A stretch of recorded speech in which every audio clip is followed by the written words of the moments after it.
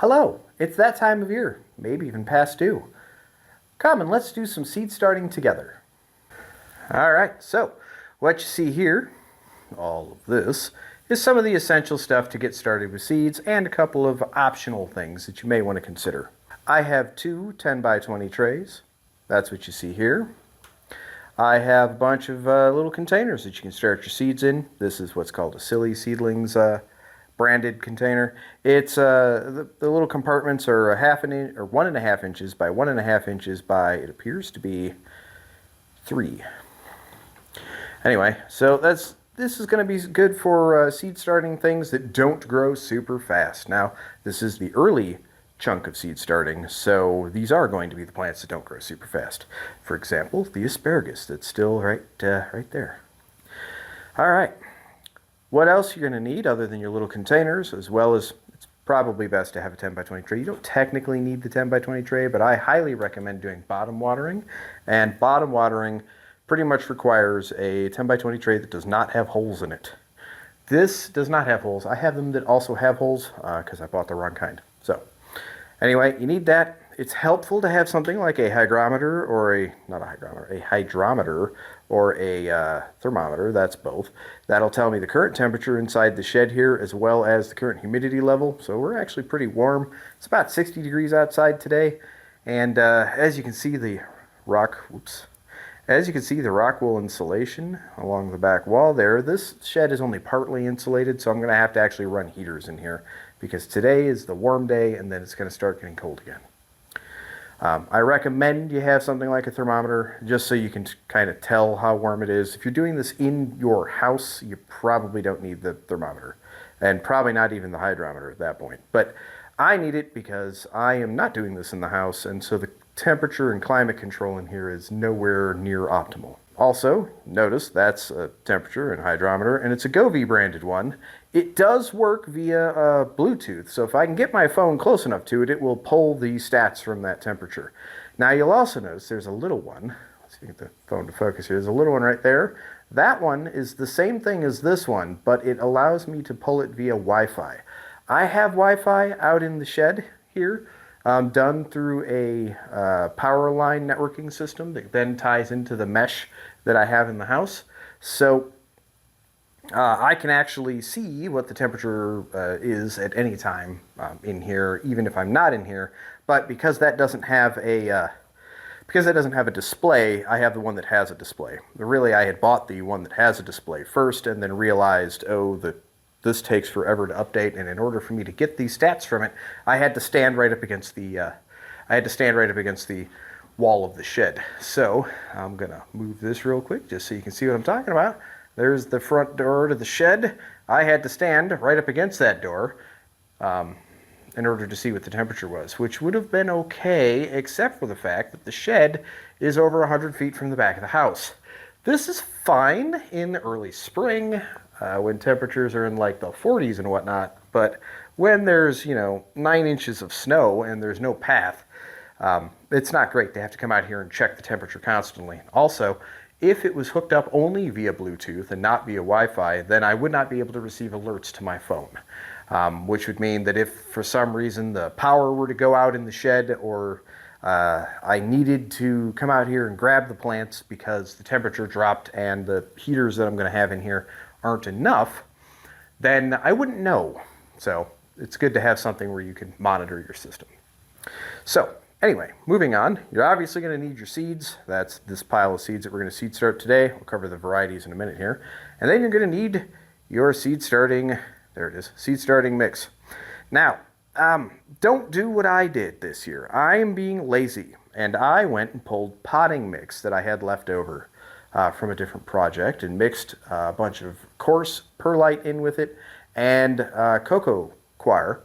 And that's going to make an okay seed starting mix, but it's not going to be 100% inert, and it is going to contain fertilizer, which is not necessarily something you want when you're seed starting right out of the gate. It's probably not going to be detrimental in this case, but do not follow my example on that. Go and get yourself some proper seed starting mix or seedling mix. The main differences being that seedling mixes generally are pretty inert. They don't have much in the way of like bacteria or anything like that. It's mostly just like peat moss, cocoa coir, vermiculite, perlite, and a lot of them, that's literally all they are. So in my case, it actually has some like compost and stuff in it as well.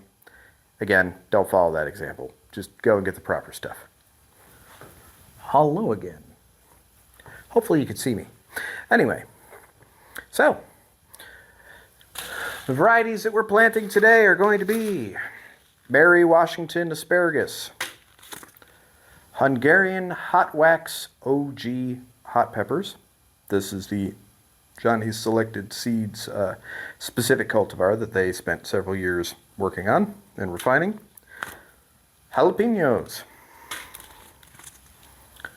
Some mini bell peppers. Some paprika peppers. Some ancho peppers. My personal favorite, ghost peppers. Some serrano peppers.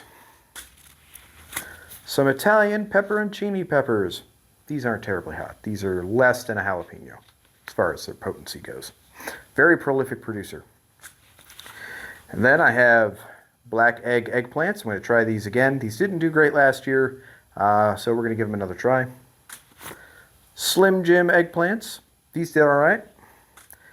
And Ping Tung Long eggplants. These did really well. So let's get to it.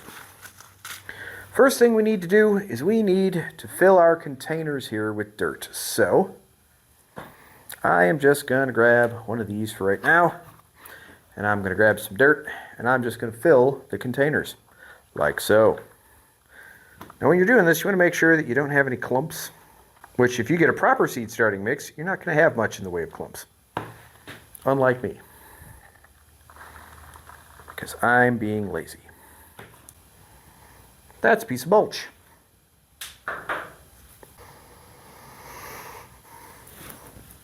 Another piece of mulch.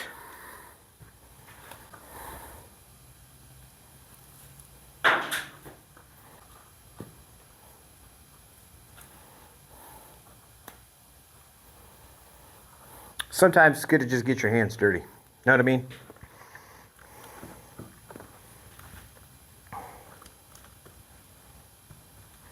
Ooh, no, that I don't want to have happen. Get out of there.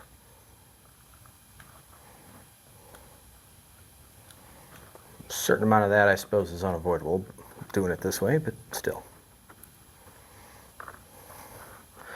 All right, now, you kind of want to firm it up just a little, not a lot.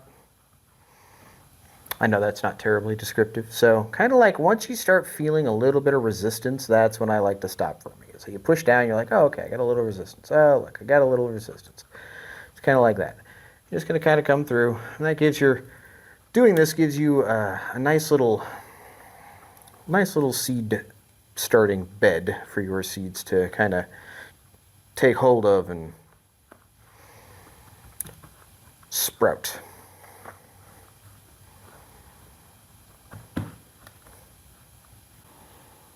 Now I'm just making it so that I can see where the edges of the cells are. I really like these Silly Seedlings silicone seed starting blocks. Couldn't think of anything else to serve with an S. Anyway. All right.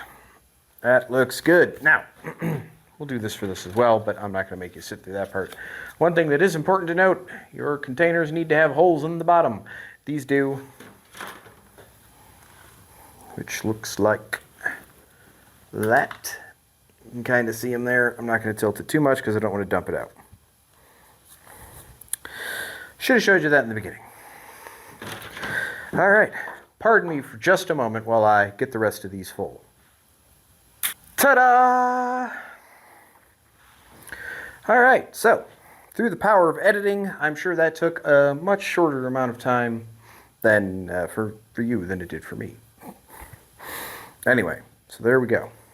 Now, something else that is sort of helpful to have is something like this. A dibbing tool. Now what you do with a dibbing tool And this is just a chopstick where I measured out a quarter of an inch, a half an inch, and 2 inches. That's what the marks are. It's an old like wooden chopstick that you get from any kind of like Chinese or like a Chinese takeout sort of thing. And anyway, you just mark it with a permanent marker. What you do with a dibbing tool is you find the depth that you're going to plant your seeds, and you just kind of put your finger where that mark is, and then you can make a hole like so, like that. And then that's the proper depth to plant, you know, that seed. And then when you're done, you just kind of sprinkle a little bit of soil over the top, tap it in lightly, and then you would be done. They sell official dibbing tools. I don't have one. I have this, so this is what I'm using. Give me just a moment to figure out how I'm going to set these up.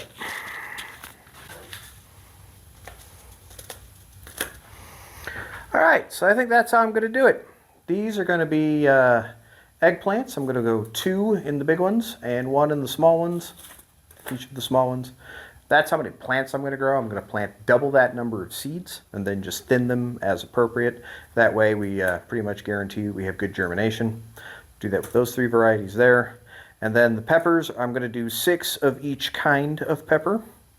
And then that's this one, that, and that. And then the asparagus, I need between 8 and 10 plants, so I am going to plant out 12 cells and go from there.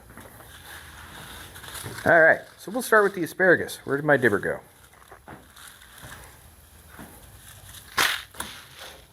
I guess that is one benefit to having an official dibber, is they're a bit bigger, so you don't lose them as easily. All right, so asparagus. These were supposed to be started indoors up to a month ago, but that's all right. Can't harvest them the first year anyway, so it doesn't really matter. Does not say. There it goes, 1/4 inch deep. Generally speaking, this says a 1/4 inch deep for the seeds. You can see it right there. Generally speaking, you want to go double the depth of the, double the height of the seed is what you would do for the depth of the planting, generally. Always best to check your seed packaging.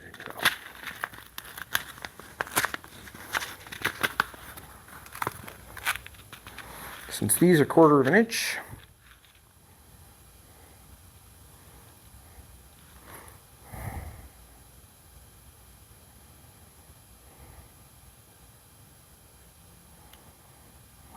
but 1/4 of an inch is generally, in my experience, a little easier to just place them. Kind of just make a little depression with your fingers like this. Ooh, I didn't pack that one. That needs a little more dirt. Anyway, so make a little depression in the middle. Just going to make sure I can do that with all of these. Okay, and then you're just going to put, in my case, I'm going to put 2 seeds on each one.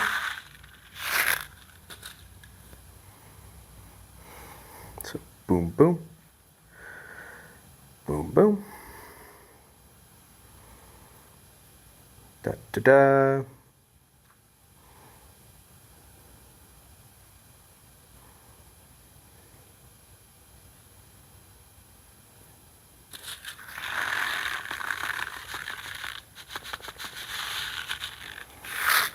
Asparagus seeds are kind of cool looking. Look at that. Anyway.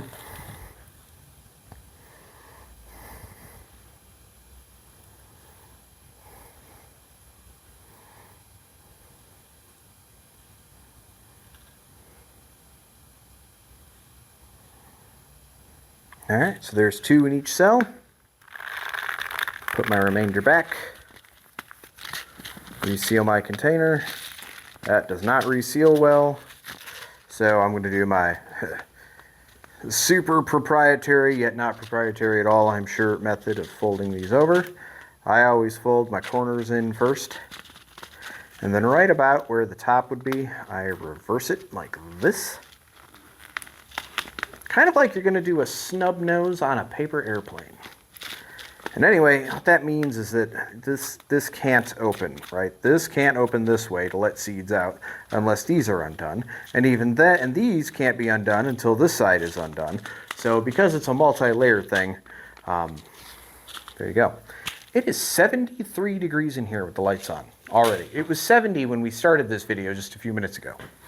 So it's getting warm in here already. All right, so we've got our seeds there. I'm just gonna take a little bit more of our mix, kind of sprinkle it over the top. Like so.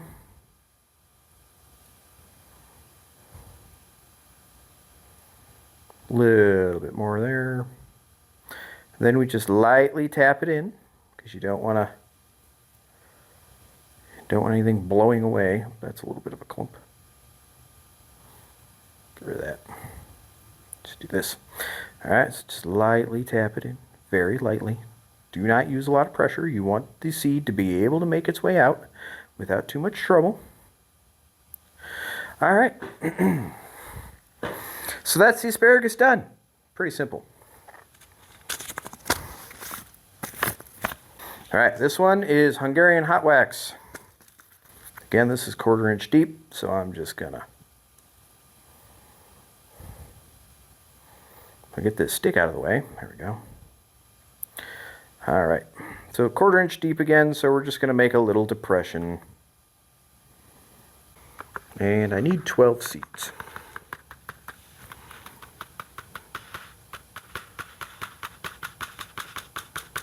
They'll come out eventually, I swear. Okay, 1, 2, 3, 4, 5, 6, 7, 8, 9, 10, 11, 12.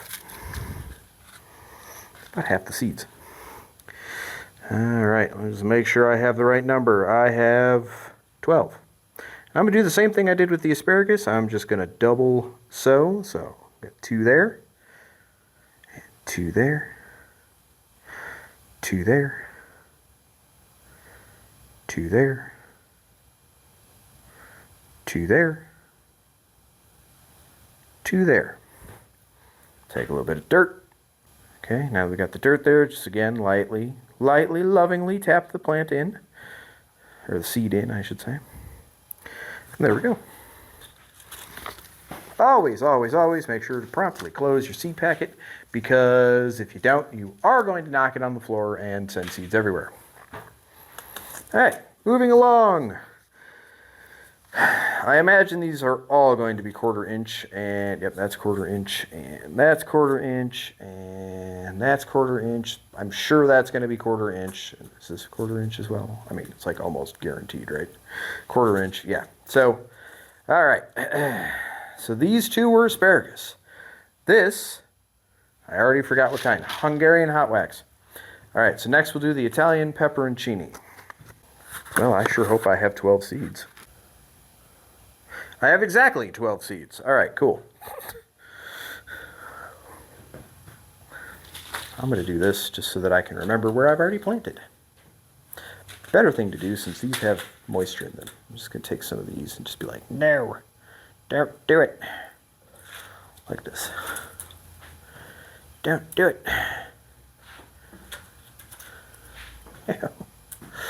All right.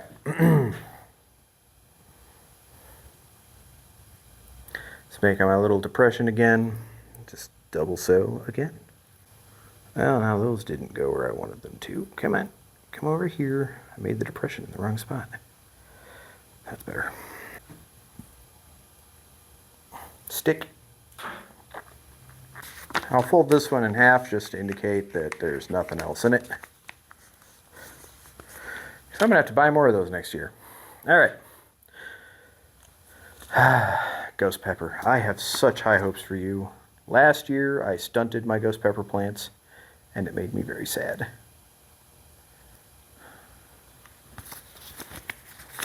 Eight to 10 weeks before last frost. Well, I didn't match that this year. I'm going to do 8 weeks, so. It's like a 1, 2, 3, 4, 5, 6, 7, 8, 9. I only have 9 of these, so I can't double sow all of the cells. So I'm just going to have to sow what I can. So 1, 2, 3, 4, 5, 6, 7, 8, 9. All right, that's another one I'm going to have to reorder. Okay.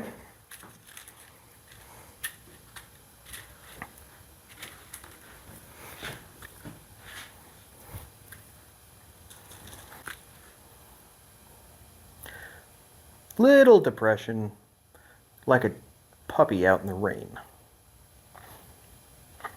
That's it. Just a little, not a lot of depression.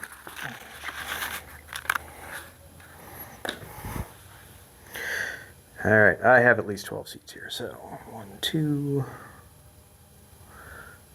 4,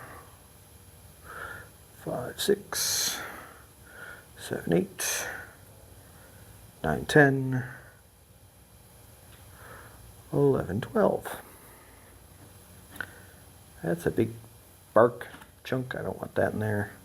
I have 2 of these seeds left. I will triple sow 2 of the cells and then just get more seeds. Like I need an excuse to buy more seeds, right? But I don't need them for this year, so. So that was ancho. Here is serrano. I have lots of serrano seeds. I'll make my little depression here. 1, 2, 3, 4. Now, some people... Let me move this dirt real quick. Now, some people who are super skilled at such things can go like... Come on. There's 1. There's 2.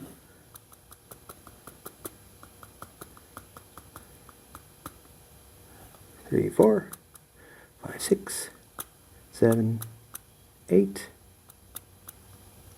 9, 10, 11, 12, and oh look, I screwed it up, 13.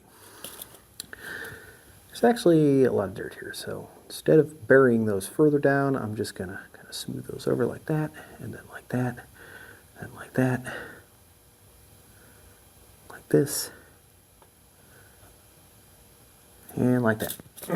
Okay, so that was serrano and paprika peppers, and I quite like paprika peppers because they are very they're kind of fruity, but also they have a little bit of heat to them. So they have a heat sort of reminiscent of like a red pepper. Like that's the level of heat that they sort of aspire to, but they are sweeter than red pepper. How many seeds do I have here? 24. So this is top of this packet is really long. Okay, actually that's a good thing. Let's do it this way.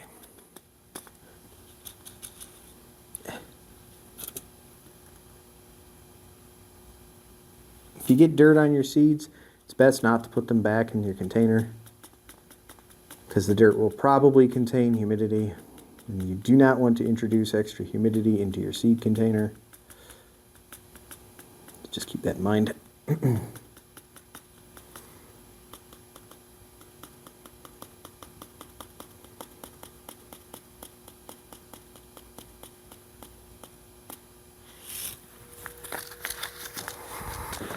This is not a resealable container, so I'm going to have to do my little fold method again. Both corners down, and then fold that in half like so. See how that works? Like that, and then... Alright, I obviously don't need to put an X on that, but I do need a little bit of dirt. Alright, that was paprika peppers. Next up is jalapeno. Now these containers are a little bigger cell-wise than these are. Not really going to make a difference. Peppers don't grow super fast, so you don't necessarily have to worry about that. Something like a tomato, you would not want to start, I personally anyway, would not start tomatoes in this size. I would start them in either one of these or probably one of those actually, because they grow quite quickly once they get started. So kind of hit the ground running, so to speak. All right, so there's the jalapenos. Don't do it. Okay, mini bell peppers, 1/4 inch. Oh, look at that, 1/4 inch.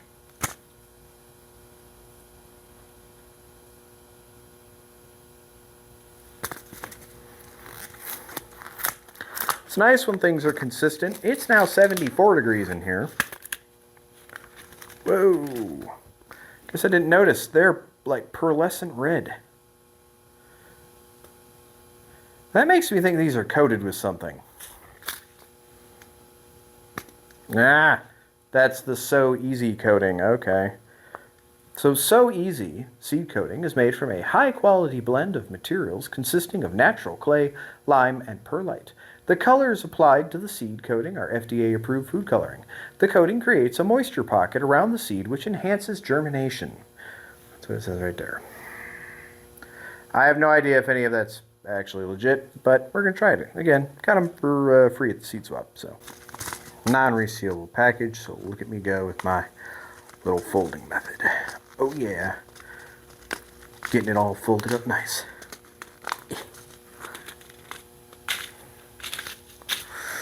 Okay, then we just cover them up and push those a little closer together. There's a stick. Yeah, there's a stick. You definitely don't want sticks in your seed mix. I would not have sticks if I went and actually got proper seed mix. So again, don't do what I did. All right, and again, that is the mini bell pepper blend. Well, technically it's the pepper mini bell blend, but I think you get my point. Put anything in those. All right, now we're on to the eggplants. Black eggplants, and it doesn't say, yes it does, 1/4 inch. 1/4 inch, they're all 1/4 inch. All right, I get those out of the way, and I'm just going to put the spots for both, or all three I should say, like that. Like this, and then like this. Try to get it in the middle, that does help. Okay, make a nice little bed, a little bouncy bed for seeds to do their thing. Eggplant seeds, they sure look a lot like pepper seeds, don't they? Same family, so that would make sense. Eggplants grow a little slower than a lot of other plants do, actually. That's it for that one. See, I almost made a mistake there. And anyway, eggplants grow a little slower, and so because of that, it's not a problem having two of them in a bigger container. You're going to have a fairly easy time separating those from each other. So that was, again, black eggplant. This is ping tongue long. See the seeds? They're a little smaller, which should make sense. The eggplants themselves aren't super big, they're just long.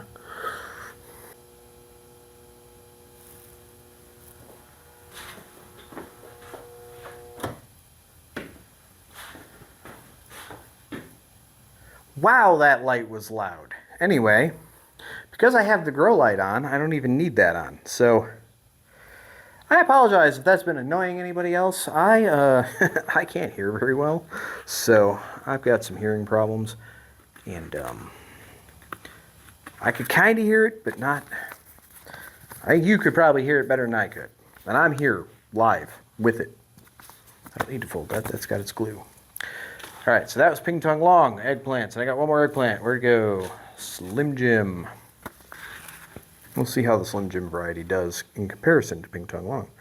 Since that's kind of the same style of eggplant, I'll pick one variety probably going forward. I won't use eggplant as often as I'd probably like to. There's only 2 seeds left. Oh no, there's 4 seeds left. I have 4 spots. I'm going to triple sow these. That way I just don't have any extra seeds left. And then I'm not storing, old seeds that run the risk of not germinating later for no reason. So Slim Jim eggplants, I'll fold the packet in half just like I did with previous ones. Alright, and then I'm just going to move some of this dirt in from the corners. Like that. Just kind of cover that with about 1/4 inch of dirt. I'll actually need to add dirt to that one. This one though, that one's good. That one's good. That one's good. That one's good. That one's good. That one's good. All right. As they would say on Good Mythical Morning, we're still good. I won't say it with their inflection though, because that is theirs and theirs alone. And there we go. Now, you're going to notice there's a little bit of extra space in both of these trays. I've got a spot right here, which, as you can see, not quite big enough to fit. And then I've got this right here, these gaps, which again, it's not, unless I want to bend my container, they're just not quite right. Which is too bad. Anyway, so that was Slim Jim. This is Ping Tong Long. This is Black Egg. And then we had peppers, which I remember that these are asparagus. I don't remember what the other pepper varieties are. This is why I was pointing it out during the video, because when I go back during editing, I am going to take note of where stuff was. What I'm going to do now is I'm going to bottom water. I would highly recommend that you bottom water your plants instead of just pouring water over the top. Pouring water over the top can work. I did it last year to start because I didn't have the 1020s. I had little bottoms to these, which I don't see any just sitting around, or I would show them to you. And so I couldn't bottom water because it was just like a little, thing it sat in, right? And that doesn't work out so well. It's now almost 75 degrees in here with these lights on. That's ridiculous. All right, cool. Anyway, when you bottom water, what you do is you put some water in the tray, and you see how the tray has all these little lines in it? You're going to fill up the water above those lines, but not much above those lines, and then just let it sit. And what's going to happen is the holes in the bottom of the tray are going to allow the dirt to suck up the moisture up into the soil, and that will allow you to water everything without disturbing the seed bed. That way you're not risking like washing any plants away or anything. So it's kind of nice to have a gap in these anyway, because like if I wanted to bottom water this tray, for instance, I would have to take one of these out otherwise. But now I have a nice little spot that I can use a nice little watering can like that one. Super basic. You just pour water, works, it's great. I hope this was informative and fun. And I wish you all the best of luck on your own seed starting journey. If you have any questions, please let me know in the comments below. And if this was any help to you, I'd really appreciate it if you could like the video. Anyway, thanks for watching, and until we talk again.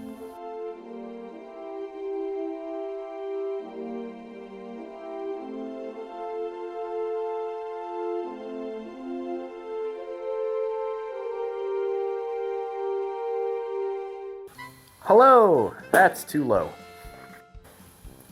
Hello again. It's time to start some seeds.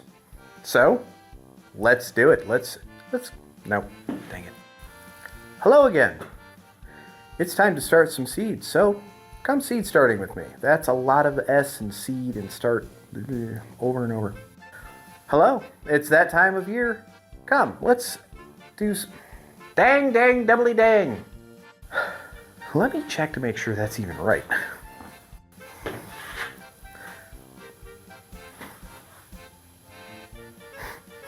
I didn't even say anything that time.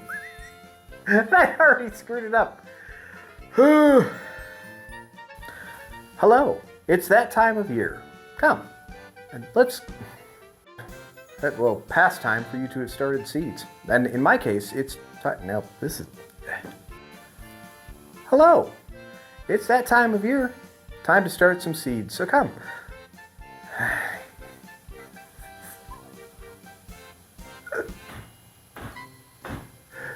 That only took like 12 tries. I think that's sufficiently moved. Here we go. I'm going to stand in the way for just a sec. Look at me doing things. Blah, blah, blah. I'm doing things. I can't see that. Blah, blah, blah. I'm doing things. That's probably fine. No, I gotta check it. Dang it.